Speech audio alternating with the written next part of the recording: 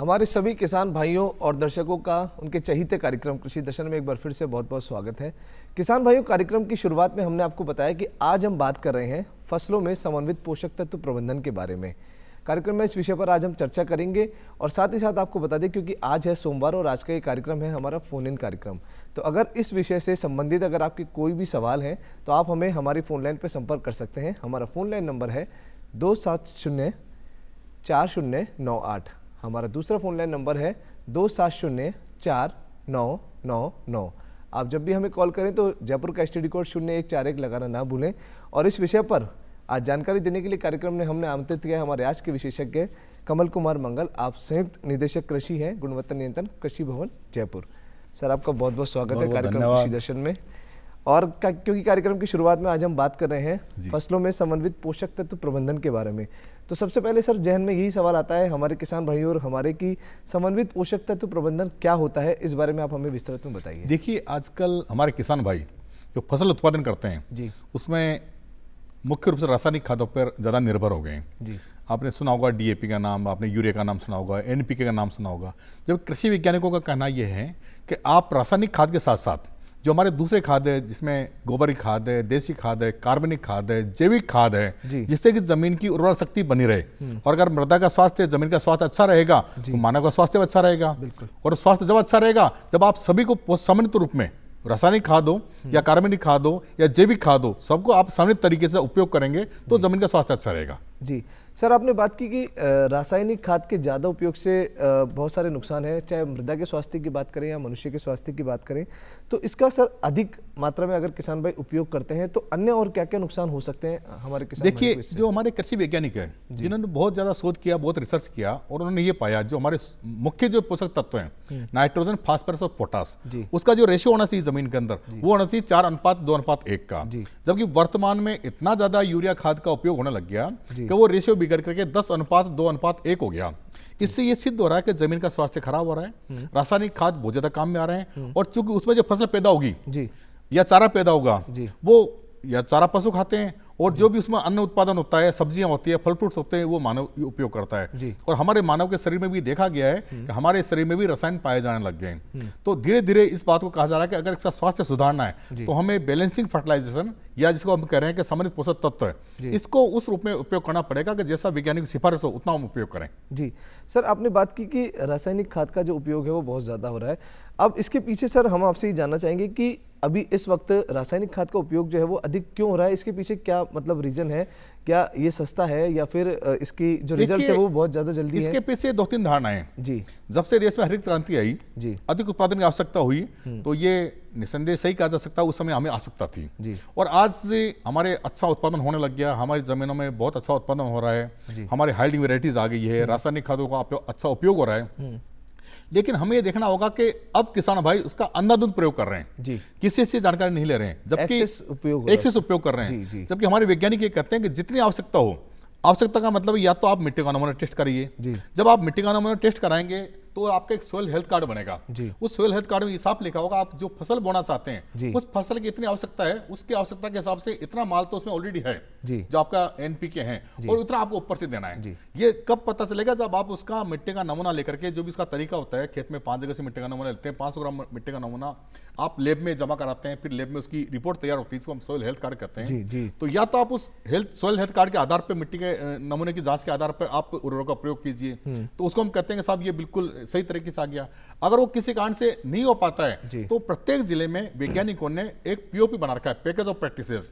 उसमें लिखा हुआ है कि अगर आप बाजरे की फसल बोना चाहते हैं तो आपको इतना यूरिया, इतना सुपरफास्फेट, इतना DAP देना है। आप मूंग की फसल बोना चाहते हैं, मतलब प्रत्येक फसल का उन्हें कैलेंडर दिया हुआ है, उस कैलेंडर के हिसाब से आप उपयोग करेंगे तो आप सही तरीके से उसका उपयोग कर पाएंगे। दूसरी बात जो आपने कही, ये सही है कि भारत सरकार के द्वारा इन पे बहुत ज्यादा सब्सिडी है जी, तो वो किसान को सस्ता पड़ता है, परंतु वो पैसा किसी न किसी देश की जनता का है, सब्सिडी का पैसा भी देश की जनता का ही है। और उसका चूंकि अब जमीन में जा रहा है और अधिक उपयोग हो रहा है, तो उसका कोई उपयोग या उसका आप कहते हैं रिटर्न नहीं मिल पाता। तो जितनी आवश्यकता हो उतना ही खाद का उपयोग करना चाहिए सर। बिल्कुल, क्योंकि कहा भी जाता है कि अति जो है वो हर चीज की जो है वो बहुत ज्यादा नहीं होनी चाहिए, क्योंकि अब आपने बताया कि रासायनिक का बहुत ज्यादा खाद का उपयोग किसान भाई कर रहे हैं। अब हम हमारे किसान भाई आपसे ये जानना चाह रहे हैं कि इसे रोकने के लिए क्या उपाय किए जा सकते हैं कि किसान भाई इसका अंधाधुंध उपयोग ना करें, क्योंकि सर मृदा का स्वास्थ्य खराब होगा तो हमारा भी स्वास्थ्य खराब होगा। निस्संदेह जी। आजकल जो सरकारों की चिंता है, चाहे केंद्र सरकार हो, भारत सरकार या राज्य सरकार, सबकी चिंता मानव स्वास्थ्य को लेकर है। बिल्कुल। जो स्वास्थ्य हमारे नागरिकों का 30 साल पहले था, वो स्वास्थ्य आज नहीं है। जी। कई सारे कारण हैं, और अगर आप बात करते हैं कहीं भी तो वो कहते हैं कि पहले जैसा भोजन नहीं मिल रहा, भोजन में पहले जैसे ताकत नहीं है, पहले जैसा स्वाद नहीं है, हम उसको पोषक तत्व नहीं है। तो उसका एक कारण ये भी है, हमारे किसान खुद कहते हैं गांव में कि जैसे जमीनों में पहले देसी खाद डालते थे, गोबर की खाद डालते थे, उससे जो अन्न उत्पादन होता था स्वास्थ्य, उसका स्वाद कुछ और था।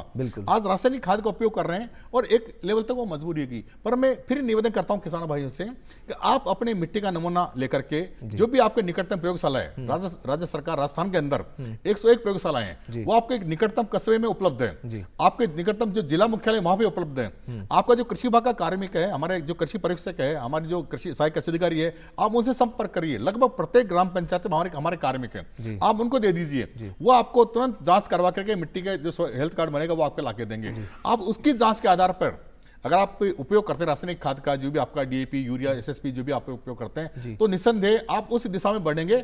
इसको हम बोलते हैं बैलेंस फर्टिलाइजेशन। जी सर, आप बात कर रहे हैं बैलेंस फर्टिलाइजेशन की कि अगर मिट्टी का बहुत महत्वपूर्ण योगदान है, तो अगर हम मृदा की, जैसे आपने बताया कि मृदा स्वास्थ्य कार्ड बनता है, तो सर अगर मिट्टी के नमूने की जांच की अगर हम बात करें तो इसमें क्या क्या चीज़ें आती हैं सर? क्या क्या चीज़ें की जांच की जाती है, क्या क्या चीज़ें देखी जाती है जब मृदा का सैंपल किसान भाई लैब में देकर आते हैं? तो देखिए, जब हम इसको पूरा विस्तृत रूप में देखते हैं जी, तो मानव स्वास्थ्य के लिए या मृदा स्वास्थ्य के लिए, फसलों के स्वास्थ्य के लिए लगभग 17 तत्वों की आवश्यकता होती है जी, जिसमें मुख्य रूप से जो तत्व होते हैं ये होते हैं नाइट्रोजन, फास्फोरस, पोटास। जी, जो 3 तरह के तत्व होते हैं जिनकी बहुत ज्यादा आवश्यकता होती है इनके स्वास्थ्य के और बढ़वार के लिए और अन्न उत्पादन के लिए। साथ ही एक होता है सूक्ष्म तत्व, जी, मतलब उसका नाम होता है सूक्ष्म तत्व, इसलिए रखा गया कि सूक्ष्म आवश्यकता होती है उसको, बहुत कम आवश्यकता उसकी होती है, जिसमें आपका जिंक है, आपका आयरन है, आपका कॉपर है, इस प्रकार के 7 तत्व होते हैं। और जब हम उसकी कमी हो जाती है तब आप ये देखिए उसकी कमी से कोई इनको रोग दिख जाता है, जिसको वैज्ञानिक कहते हैं डेफिशिएंसी डिजीज। और उसमें ये भी पता लगता है कि इसमें अगर ये आपकी पत्ती पीली पड़ रही है, पत्ती ऊपर के सिरे से पीली पड़ रही है,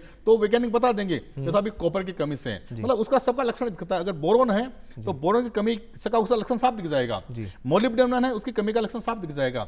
तो जब आप टेस्ट कराएंगे तो आपको दोनों तरह का टेस्ट होगा, उसमें एनपीके की कितनी मात्रा देनी है ये पता लग जाएगा, और सूक्ष्म तत्व है जी उसकी मात्रा कितनी देनी ये भी पता लग जाएगा, क्योंकि सूक्ष्म तत्व महंगे आते हैं। तो आपको ये अगर उसे पता लग जाएगा कि जितनी आपकी आवश्यकता होती है दे पाएंगे, तो आप अपनी जमीन का स्वास्थ्य बचाएंगे, साथ में जो आर्थिक जो नुकसान हो रहा है उसको आप बचा पाएंगे, और एक अच्छी गुणवत्ता वाला प्रोडक्ट हमारे किसान भाई ले पाएंगे, अपनी अच्छी फसल ले पाएंगे। सर आपने आधार की जैसे अभी यहाँ पर बात की कि कितनी जो चीजें हैं वो बैलेंस होनी चाहिए, तो अगर मैं बात करूं आधार मात्रा की, तो आधार मात्रा क्या होता है सर, इसके बारे में थोड़ा सा बताइए ना। आधार मात्रा का मतलब यह है कि जब हम फसलों में उर्वरक का उपयोग करते हैं जी, तो हमारे वैज्ञानिक ये कहते हैं कि एक बार में नहीं, फसल की जब बुआई करते हैं तो बुआई के समय उसको बेसल डोज की आवश्यकता पड़ती है। आपने जमीन में बीज डाला है और बीज का अंकुरण होगा, अंकुरण होने के साथ ही उसको भोजन चाहिए, तो उसको बोलते हैं बेसल डोज। वैज्ञानिक ये कहते हैं कि हमारे जो नाइट्रोजन है वो उसका मूवमेंट बहुत ज्यादा होता है, तो नाइट्रोजन की निर्धारित मात्रा है तो उसकी आधी मात्रा में बुआई के समय देनी चाहिए, और साथ में जो हमारे फॉस्फेटिक फर्टिलाइजर होते हैं, चाहे आपका डीएपी हो या सुपर फास्फेट हो, उसकी पूरी मात्रा, क्योंकि उसका मूवमेंट कम होता है, वो बुआई के समय दे देनी चाहिए। फिर वैज्ञानिक ये कहते हैं कि जब आपकी फसल उग जाए, फसल की बढ़वार हो, जब आप पहली सिंचाई करेंगे, आप दूसरी सिंचाई करेंगे, तो जो शेष बची हुई मात्रा आपके यूरिया की है, नाइट्रोजन की है, उसको आप टुकड़ों में देंगे, तो उससे उसका नुकसान कम होगा और फसल को उसकी प्राप्ति ज्यादा होगी। तो जो पहली जो आप दे रहे हैं बुआई के समय, उसको तो बेसल डोज कहा जाता है, आधा डोज कह सकते हैं, और जब बाद में आप खड़ी फसल में दे रहे हैं उसको टॉप ड्रेसिंग कहते हैं जी।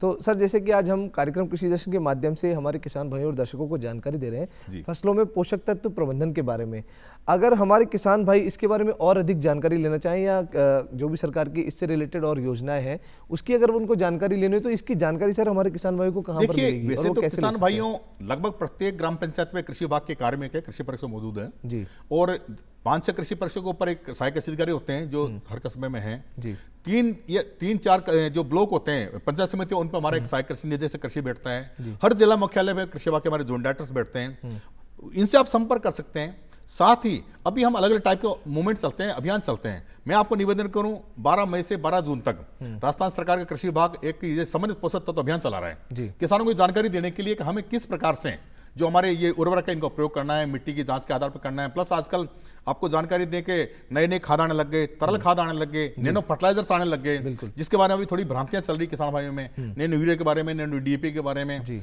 उसके बारे में भी जानकारी दी जा रही है। तो 12 मई से 12 जून तक ये हमारे अभियान चल रहे हैं। प्रत्येक ग्राम पंचायत में वहां किसान भाई संपर्क कर सकते हैं। एक अभी और अभियान चलने वाला है बहुत बड़ा, 29 मई से लेकर 12 जून तक भारत सरकार का अभियान है, वो विकसित कृषि संकल्प अभियान जी। इसकी बहुत बड़ी तैयारी चल रही है और ये 29 मई से शुरू होने वाला है। लगभग ये भी सभी जगह कवर करेंगे, सभी कस्बों को, सभी ग्राम पंचायतों को। और फिर भी किसान भाई कहीं नहीं पहुंच पाते हैं तो जो हमारा कृषि विभाग का टोल फ्री नंबर होता है 1800 180 1551, उस पर आप कभी भी बात कर सकते हैं। उस पर आप जब बात करेंगे तो आपको प्रॉपर जवाब दिया जाएगा। उस समय आप जवाब नहीं दे पा रहे हैं तो आपका क्वेश्चन नोट कर लेंगे, आपका फोन नंबर नोट कर लेंगे और आपको जवाब प्राप्त करके सही तरीके से आपको वापस रिकॉल करेंगे, वापस रिकॉल किया जाएगा। सर अभी जैसे आपने बात की कि जैसे आपकी बात में मुझे एक चीज शब्द सुनाई दिया, नकली। तो आजकल बहुत ज्यादा सुनने को मिल रहा है कि सर हमारे किसान भाई जो गांव ढानी में किसान भाई हैं, कभी कभी सुनने को मिलता है कि नकली डीएपी खाद लेकर आ जाते हैं। हाँ, ये ऐसा हाँ, हमारे जो किसान भाई हैं सर, इसकी पहचान कैसे करें, और अगर इस तरह की अगर वो नकली लेकर आते हैं कोई भी खाद तो वो कैसे बचें इसके लिए? ये बहुत आवश्यक है। आजकल किसान भाइयों को पता है कि किसान भाई चूंकि खाद का प्रयोग करने लग गए हैं जी। और जो असामाजिक तत्व होते हैं, कई बार जब बुआई का पीक सीजन होता है, बुआई चल रही होती है, थोड़ी सी खाद की कहीं शॉर्टेज से महसूस होती है जी। तो हमारे किसान भाई इन लोगों के चक्कर में पड़ जाते हैं। नकली डीएपी कैसे बनता है? ये असली कंपनियां होती है, ब्रांडेड कंपनियां होती है, उनके कट्टे प्रिंट करा लिए जाते हैं जी, अच्छी सी कंपनियों के, और उसमें ये दानेदार जिप्सम है या और जो अवांछित तत्व होते हैं वो भर देते हैं और किसान भाई भ्रांति में आकर के उनका उपयोग कर लेते हैं। उनका पैसा भी जाता है और उसमें जमीन में कोई फायदा नहीं मिल पाता है। इसके लिए तो मेरे किसान भाई से ये निवेदन है कि आप जब भी कभी कोई भी उर्वरक, चाहे डीएपी हो, यूरिया हो, किसी प्रकार का भी एनपीके हो, आप जब खरीदें तो जो लाइसेंस शुदा विक्रेता है, मैं आपको निवेदन करता हूं कि राजस्थान में कृषि विभाग ने लगभग 26,000 से अधिक विक्रेताओं को लाइसेंस दिया हुआ है जी। तो और सोसाइटियां भी हमारे यहाँ पे हैं, गांव में जीएसएस है, केवीएसएस है। तो आप जब भी आदान क्रय करें तो लाइसेंस शुदा विक्रेता से खरीदें। आप कभी भी चुपचाप जो गांव ढाणियों में सप्लाई कर देते हैं उनसे आप नहीं खरीदें। नंबर 2, जब आप खाद खरीदें तो उसे बिल अवश्य मांगे। आप ये भी ध्यान रखिए कि जितने भी खाद की बिक्री है किसी प्रकार की, आज वो पोस्ट मशीन के माध्यम से आपको पोस्ट पे अंगूठा लगाना होगा या आपका आधार कार्ड देना होगा, आपके आधार नंबर होंगे, तो आप ये निश्चित मान के चलिए कि अगर बिना पोस्ट के कोई आपको खाद दे रहा है तो उसमें किसी प्रकार की शंका हो सकती है। तो आप पहली बात तो आप लाइसेंस शुदा विक्रेता से खरीदें। नंबर 2, आप पोस्ट से खरीदें। और फिर भी आपको लगता है कि किसी प्रकार से कुछ गड़बड़ है तो आप तुरंत कृषि विभाग को संपर्क करें, टोल फ्री नंबर से संपर्क करें या राज्य स्तर पर कंट्रोल पर संपर्क करें। उसको हम लोग इस तरह का जो नकली डीएपी होता है उसको नहीं बिकने देंगे। तो हमारे किसान भाइयों को बस यही कहना चाहेंगे कि आप जब भी किसी भी तरह का डीएपी जब खरीदें, कोई भी आदान खरीदें तो रजिस्टर्ड विक्रेता से ही खरीदें, जैसा सर ने बताया। सर अब बात आती है कि कभी कभी आदान का अभाव होता है किसान भाइयों के पास। अगर मुख्यतः अगर हम बात करें, बात चल रही है डीएपी की, तो अगर किसान भाई के पास मान लीजिए उस समय डीएपी उपलब्ध नहीं है तो ऐसे में और क्या कर सकता है? कोई सब्स्टिट्यूट क्या हो सकता है इसके लिए किसान भाइयों के लिए? जो बात आपने पहला सवाल पूछा था कि नकली डीएपी कई बार बढ़ता है जी, तो किसान भाई में भ्रांति है कि डीएपी ही सबसे बढ़िया है। देखिए, डीएपी एक फॉस्फेटिक फर्टिलाइजर है और हमें फॉस्फोरस सप्लाई करना होता है और फॉस्फोरस कई सारे सोर्स हैं, वो डीएपी से मिलता है, वो हमें एनपीके से मिलता है, वो हमें सिंगल सुपरफॉस्फेट से भी मिलता है। तो आपको जो भी सोर्स उपलब्ध हो, मैं आपको बता दूं कि राजस्थान के अंदर 23 प्लांट है, 23 फैक्ट्रियां एसएसपी बनाने की सिंगल सुपरफॉस्फेट की। राजस्थान में रॉक फॉस्फेट मिलता है, जिनके स्मेल्टर से इनको एसिड मिल जाता है और इन दोनों को मिलाकर के एसएसपी तैयार करते हैं। तो आप अगर डीएपी नहीं मिल रहा तो आप परेशान नहीं हो, आप एसएसपी की तरफ ध्यान दें। आपको आपके आसपास विक्रेताओं पास सिंगल सुपरफॉस्फेट मिल जाएगा, आप उसका प्रयोग कर सकते हैं। और कृषि विभाग लगातार सलाह देता है कि आपके डीएपी में जो तत्व होता है वो 1846 होता है, 18% नाइट्रोजन और 46% फास्फोरस, जबकि सिंगल सुपरफॉस्फेट 16% सिंगल सुपरफॉस्फेट होता है। साथ ही उसमें आपको 11% की आपका सल्फर मिलता है, कैल्शियम होता है, रॉक फॉस्फेट से तैयार होता है। तो जो किसान भाई तिलहनी फसलों की बुआई करते हैं, दलहनी फसलों की बुआई करते हैं, उनको तो सिंगल सुपरफॉस्फेट ज्यादा मुफीद होता है। अगर आप इसमें देखते हैं, हमारे वैज्ञानिक ये कहते हैं 3 बैग सिंगल सुपरफॉस्फेट के और साथ में 1 बैग यूरिया मिला दो आप, तो बिल्कुल एक डीएपी कट्टे के बराबर काम करता है। तो आपकी जमीन के लिए आपको एसएसपी बचता है। आप केवल और केवल डीएपी के पैसे न दौड़ें। डीएपी नहीं मिलता है तो आप जो दूसरे हमारे पास विकल्प है, एनपीके भी है, सिंगल सुपरफॉस्फेट भी है, आप उनका प्रयोग कर सकते हैं। अन्य विकल्पों की तरफ भी हमारे किसान भाई जा सकते हैं। सर अब जैसे आपने बताया कि सबसे महत्वपूर्ण होता है कि मिट्टी की जांच कराए किसान भाई। अब अगर मान लीजिए किसी कारणवश हमारा कोई भी किसान साथी या कोई भी दर्शक अपना खेत में मिट्टी की नमूना बिना की जांच नहीं करवा पाता है, तो ऐसे में सर अन्य और कौन कौन से उर्वरक हैं जिनका उपयोग वो कर सकता है किसान भाई बिना अगर मिट्टी की जांच कराए अगर वो खेती करना चाहता है? तो देखिए, अगर आप मिट्टी की जांच नहीं करा पा रहे हैं किसी कारण से जी, तो प्रत्येक कृषि विभाग के द्वारा प्रत्येक जिले में एक पैकेज ऑफ प्रैक्टिसेस जारी की जाती है। और पैकेज ऑफ प्रैक्टिसेस क्या होता है कि जो हमारे कृषि वैज्ञानिक होते हैं वो रिसर्च करते हैं, वो जांच करते हैं, इवन वो ये भी जांच करते हैं कि जो जमीन भारी है उसमें कितना खाद देना चाहिए, जो जमीन हमारे लाइट सोइल्स है उसमें कितना खाद देना चाहिए, जो सिंचित जमीन है उसमें कितना खाद देना चाहिए, जो असिंचित है उसमें कितना खाद देना चाहिए, क्योंकि सिंचित की जो मात्रा होती है वो असिंचित में ज्यादा काम नहीं आती, तो उसकी मात्रा आधी कर दी जाती है। तो किसान भाई वहां कृषि कार्मिक संपर्क करके और वो जो पीओपी के हिसाब से पैकेज ऑफ प्रैक्टिस हिसाब से जो हमारी सिफारिश की गई है उसके हिसाब से खाद का प्रयोग कर सकते हैं। साथ ही अब चूंकि हम लोग प्रयास कर रहे हैं कि जब किसान भाई किसी सोसाइटी पे या किसी आदान विक्रेता के खाद खरीदने जाएंगे तो वहां पर हम डिस्प्ले करा रहे हैं, वहां इस प्रकार के बैनर लगवाएंगे जिसमें उसकी मात्रा लिखी होगी। अगर उनको बाजरा बोना तो इतनी खाद देना है, उनको अगर मूंग बोना तो इतना खाद देना है, उनको अगर मूंगफली बोना तो इस मात्रा में खाद देना है। तो आपको किसान भाई ये ध्यान रखना है कि जो मात्रा निर्धारित की गई है आप उससे ज्यादा बिल्कुल नहीं दें। जी बिल्कुल सर, आपने बहुत अच्छी जानकारी दी। और अंत में सर एक सवाल और जानना चाहेंगे, क्योंकि आज हम बात कर रहे हैं फसलों में पोषक तत्व प्रबंधन के बारे में। कई बार सर किसान जो होते हैं हमारे किसान अमानक और घटिया कृषि आदानों से बहुत परेशान रहते हैं, वो ले आते हैं। तो सर इसकी शिकायत अगर किसान भाई करना चाहें तो वे किस तरह से इसकी शिकायत कर सकते हैं, उसका निवारण किस तरह से किया जाता है? देखिए किसान भाइयों, ये भी एक समस्या है कि कई बार जो हमारे आदान विक्रेता होते हैं, डीलर्स होते हैं, वो अधिक मुनाफे के लालच में आकर के और अमानक या सबस्टेट क्वालिटी के इस तरह के जो मटेरियल होते हैं, इनपुट होते हैं, उनका विक्रय करना शुरू कर देते हैं। कृषि विभाग के अंदर हमारे 744 निरीक्षक कार्य थे पूरे राज्य के अंदर, किसी जिले में 10 है, 12 है, 25 तक भी है, पर ये 744 इंस्पेक्टर पूरी तरह से काम में लगे हुए हैं। और अभी चूंकि खरीफ का सीजन शुरू हो गया है, बीज आना शुरू हो गया है, खाद पर्याप्त मात्रा में है, कीटनाशक भी है, तो कृषि विभाग ने अभी 15 मई से 10 जुलाई तक अभियान चला रखा है। इसको बोलते हैं गुण नियंत्रण अभियान। तो हमारे इंस्पेक्टर से सभी दुकानों पे, सभी सोसाइटियों पे, सभी जितने भी आदान विक्रेता है, इवन कंपनियों में, फैक्ट्री में, वहां भी जा रहे हैं। किसी किसान भाई को ये महसूस होता है कभी मेरे को ये डाउटफुल है, मेरे को लग रहा शंका है, सही नहीं है, तो तुरंत वो कृषि विभाग में संपर्क कर सकते हैं। और मैं फिर कर रहा हूँ, जो टोल फ्री नंबर आपके पास है, उस आप टोल फ्री नंबर से बात कर सकते हैं। जहां से भी आपका ये मैसेज आएगा, तुरंत हमारे उस निकटतम जो हमारे इंस्पेक्टर वो वहां पे टीम हमारे बिल्कुल 1 या 2 घंटे में टीम पहुंच के कार्रवाई करेगी। साथ में आप जब आदान खरीदें तो आप बिल अवश्य मांगे जी। दुकानदार से जब आप बिल की मांग करेंगे तो हमारा दुकानदार समझ जाएगा कि हमारे किसान भाई है, ये एडवांस किसान है, ये जागरूक किसान है, स्मार्ट किसान है। फिर आपसे कहेगा रुकिए रुकिए रुकिए, मैं आपको अंदर से लाके देता हूँ। बिल्कुल। तो आप कहिएगा भैया मुझे बिल चाहिए, वो कहेगा टैक्स लगेगा, कोई बात नहीं आप टैक्स लीजिए पर बिल जरूर दो मुझे, बिल आवश्यक है मेरे को, और मैं कहा गया कि बिल चाहिए। तो आप जब बिल मांगेंगे तो आपको इस चीजों आप बच पाएंगे जी।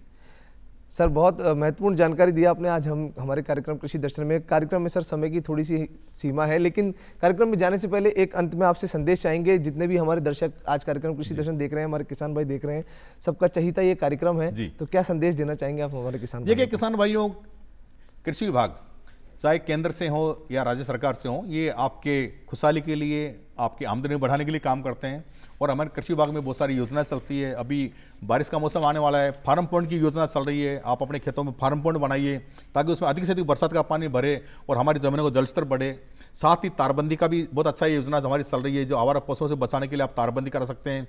और साथ ही जो हमारे स्वास्थ्य जो सबसे महत्वपूर्ण है, मिट्टी का स्वास्थ्य भी महत्वपूर्ण है, उसके लिए मेरा फिर आपसे निवेदन है कि आप ये समन्वित पोषक तत्व प्रबंधन है, इसमें आप ध्यान दीजिए। आप केवल रासायनिक खाद की तरफ मत भागिए। रासायनिक खाद के साथ हमें देसी खाद, जैविक खाद, वर्मी कंपोस्ट जो आसानी से बन जाता है हमारे घरों में, हम केंचुआ खाद तैयार कर लेते हैं, उसकी तरफ भी आप ध्यान दीजिए। हमारे जो बायो फर्टिलाइजर, जैविक जो जैव उर्वरक होते हैं, उनकी तरफ ध्यान दीजिए। जब आप सबको मिलाकर समृद्ध खेती करेंगे, निसंदेह जमीन का स्वास्थ्य अच्छा रहेगा, जमीन का स्वास्थ्य अच्छा रहेगा तो आपका स्वास्थ्य अच्छा रहेगा, और जब आप सुखी रहेंगे, स्वस्थ रहेंगे, तो देश हमारा खुशहाल होगा। ये मेरा तो यही मैसेज किसान भाई के लिए है। जी सर, आपने बहुत अच्छी जानकारी दी। और बिल्कुल सर आपने सही कहा, पहला सुख निरोगी का है, क्योंकि अगर मृदा स्वस्थ रहेगी तो हम सब स्वस्थ रहेंगे, और हम स्वस्थ रहेंगे तो पूरा देश खुशहाली की तरफ बढ़ेगा। तो हम आशा करते हैं किसान भाइयों को आपको आज का हमारा कार्यक्रम पसंद आया होगा। ये हैं कमल कुमार मंगल जी, जिन्होंने आज हमें जानकारी दी फसलों में पोषक तत्व प्रबंधन के बारे में। सर कार्यक्रम कृषि दर्शन में आपका पधारने के लिए बहुत बहुत धन्यवाद। बहुत बहुत धन्यवाद आपका।